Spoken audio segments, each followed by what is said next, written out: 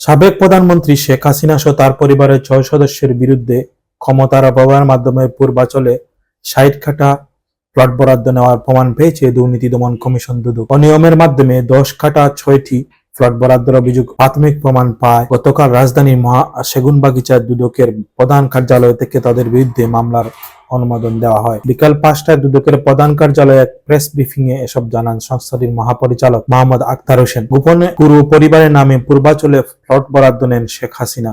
অনুমোদিত মামলা শেখ হাসিনা ও তার ছেলে সজীব ওয়াজেদ জয়ের মেয়ে সাইমা ওয়াজেদ পুতুল ও বোন শেখ রেহানার ছেলে রেদওয়ান মুজিব সিদ্দিক ববি ও মেয়ে আজমিনা সিদ্দিক সহ রাজউকের কর্মকর্তাদের আসামি করা হয়েছে। এর আগে গত ৮ জানুয়ারি আখতার হোসেন সাংবাদিকদের জানিয়েছেন, এ বিষয়ে আমাদের অনেক অগ্রগতি আছে। অনুসন্ধান দল এ নিয়ে অনেক কার্যক্রম গ্রহণ করেছে।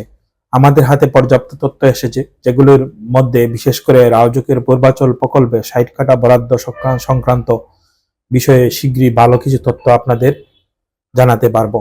আমরা যেসব তথ্য উৎপাত্ত পেয়েছি সেগুলো স্পষ্টভাবেই ক্ষমতার অপব্যবহার প্রমাণ পাওয়া গেছে।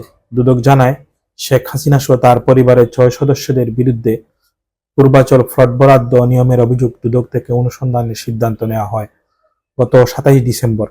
আর রাজনৈতিক বিবেচনা সরকারের বিশেষ ক্ষমতা বলে শেখ হাসিনা ক্ষমতায় অপব্যবহার করে অনিয়ম ও দুর্নীতির মাধ্যমে রাজধানী উন্নয়ন কর্তৃপক্ষ রাজউকের ঊর্ধ্বতন কর্মকর্তাদের যোগসাজে নিজের ছেলে সজীব ওয়াজেদ জয়ের মেয়ে সালমা ওয়াজেদ পুতুল ও বোন শেখ রেহানা, বোনের ছেলে রেদওয়ান সিদ্দিক ববি ও মেয়ে আজমিনা সিদ্দিক রূপান্তরীর নামে পূর্বাচলের নতুন শহর প্রকল্পের ২৭ সেক্টরে কূটনীতিক জোনের ২০০৩ নম্বর রোড থেকে ১০ কাঠা করে মোট ৬০ কাঠার ৬টি প্লট বরাদ্দ নিয়েছেন। ১.৫ দশক দেশ শাসন পর ছাত্র জনতার অভ্যুত্থানে গত ৫ আগস্ট প্রধানমন্ত্রীর পদ ছেড়ে পালিয়ে ভারতে আশ্রয় নেন আওয়ামী লীগের সভানেত্রী শেখ হাসিনা।